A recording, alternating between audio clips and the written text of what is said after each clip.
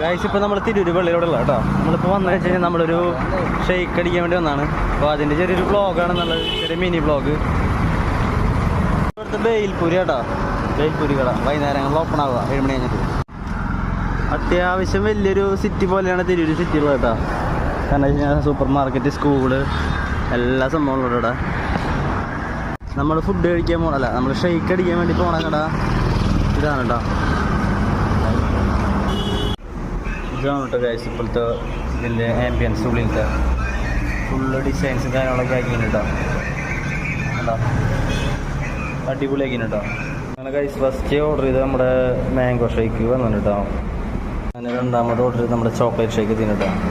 Guys അങ്ങനെ chocolate shake കുടിച്ചു കേട്ടോ. പക്ഷേ ചോക്ലേറ്റ് ഷേക്ക് കുറച്ച് ലൂസായിരുന്നു. അതുപോലെ തന്നെ മാംഗോ ഒരു അടിപൊളിയായിരുന്നു കേട്ടോ. ഈ കുടികാരൊക്കെ കഴിഞ്ഞ് നമ്മൾ നേരെ തിരിച്ച് വീട്ടിലേക്ക് പോകാം കേട്ടോ. ഒരു ചെറിയ വീട്